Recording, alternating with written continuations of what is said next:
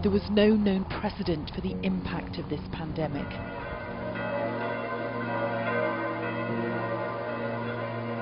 You've never seen Rome like this before? No, never. Italians had to learn the horrors as they were living them.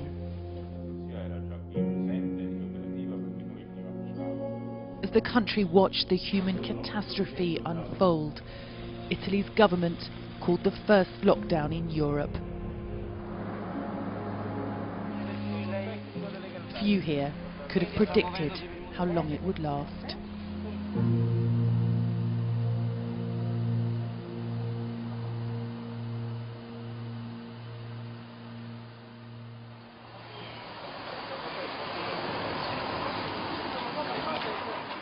From the very first days of lockdown, it was clear the country was in a state of high anxiety.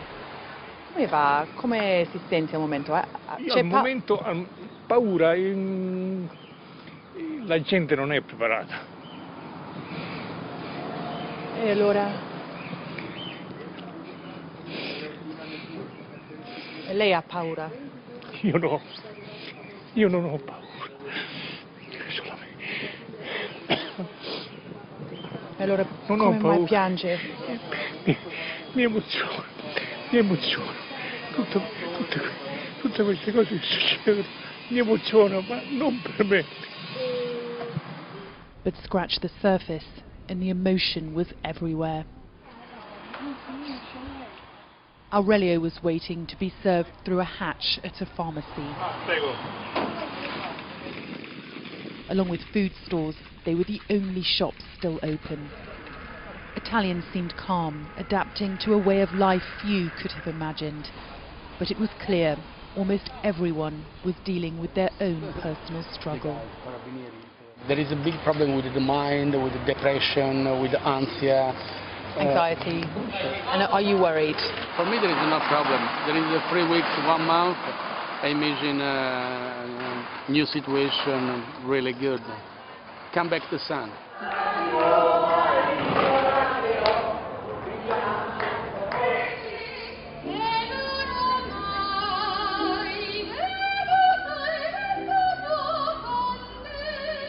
Italians regularly took to their windows and balconies to sing and play music as they came together to say andrà tutto bene, everything will be all right.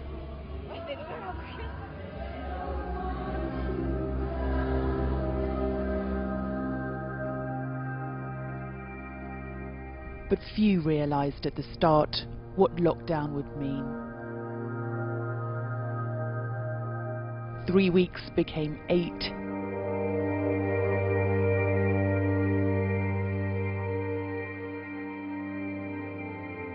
The deadline extended time and time again.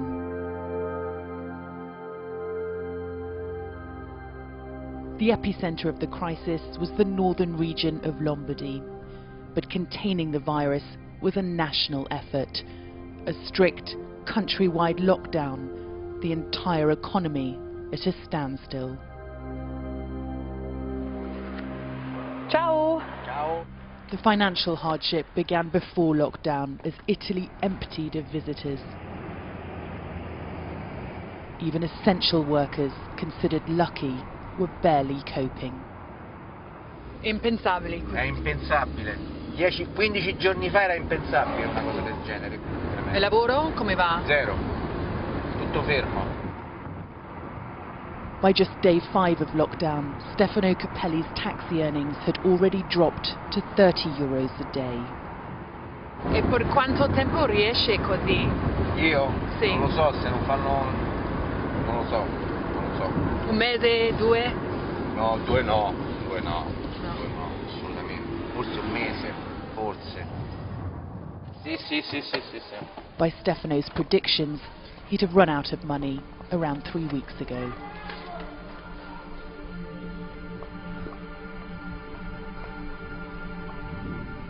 The crisis began to take its toll on all Italians as they watched the horrors unfold in the country's north. live from Rome on the day Italy became the epicenter of the COVID-19 outbreak. Italy became a country of unwelcome firsts.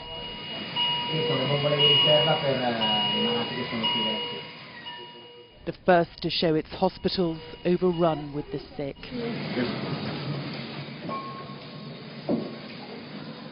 The first to call in the army to transport the dead. What we were seeing, hearing, was shocking. Another big rise in Italian numbers. Yes, Mark, I can't quite believe we're seeing these numbers. 919 people have lost their lives in the last 24 hours in Italy. There was no frame of reference to predict the events of this pandemic.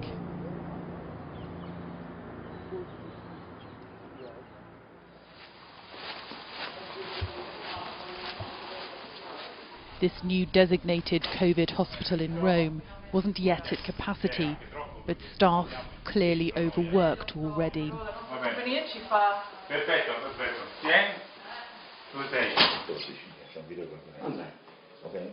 As we met medics on our tour, we could feel the weight on their shoulders. You can just feel how stressed everyone is, so... The pressure was palpable. That's it.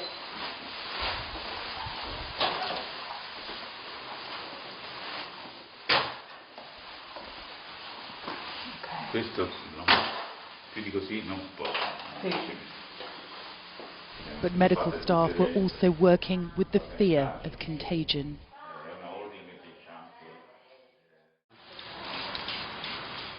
Protective equipment like this is essential, but hadn't been available in the early outbreak.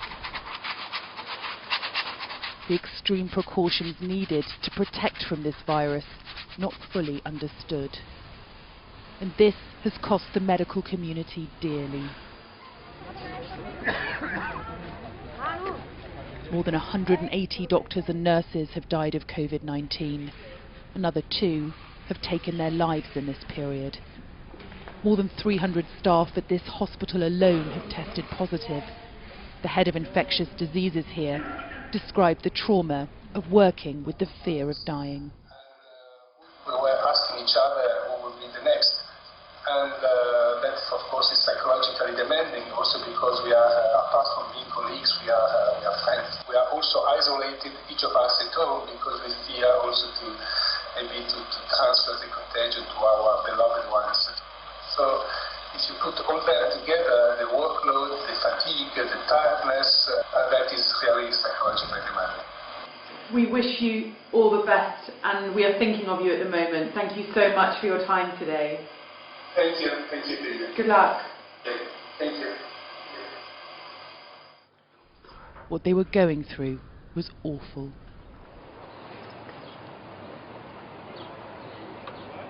Italy saw how the virus spread at frightening speed, and the slow, painful fight needed to bring it under control.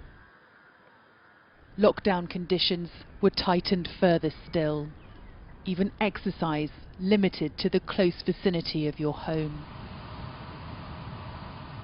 The sense of optimism and hope now hard to find. In the early days of lockdown, you'd see people singing at their windows and balconies, but you rarely see this at all anymore. It feels like the characteristic warmth of Italians has been replaced by an obsession with personal space. Even the physical act of wearing a face mask seems to have silenced people's spirits. This would have seemed inconceivable 2 months ago. Now, it's almost impossible to imagine life as before.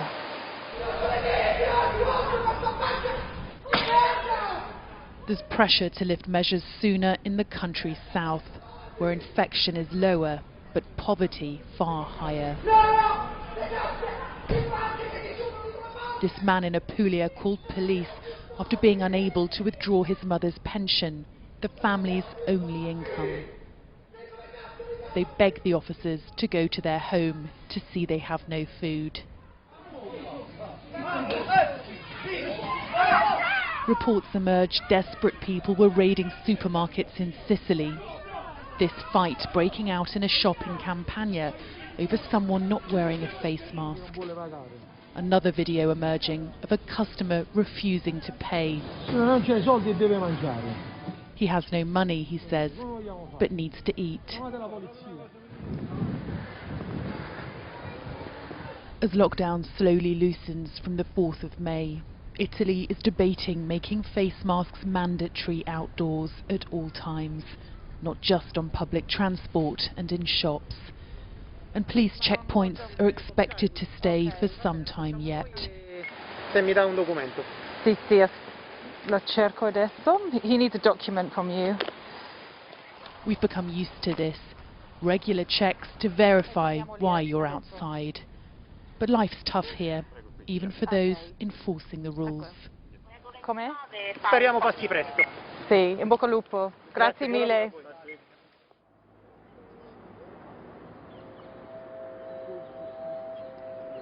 The country with the longest lockdown in Europe is one of the slowest to lift measures. Italy's neighbours were warned of the horrors to come, but here it was too late to prepare. Lessons have been learned from this nation's trauma. And Aurelio's words still ring true so many weeks on. Se lei ha un messaggio per il mondo, cosa direbbe? Tenere duro. Tenere duro, tenere duro, tenere duro e tenere duro ancora, perché ci si farà, superare.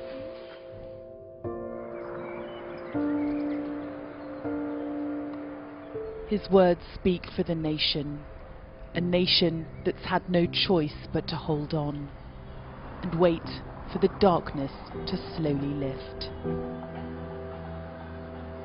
It's not just people you hardly see here. The sky is empty too. Travel restrictions and border closures have hurt Italy's economy badly.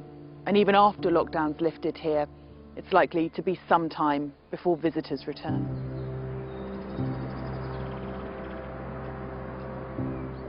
There's usually a queue of tourists at this doorway on Rome's Aventine Hill.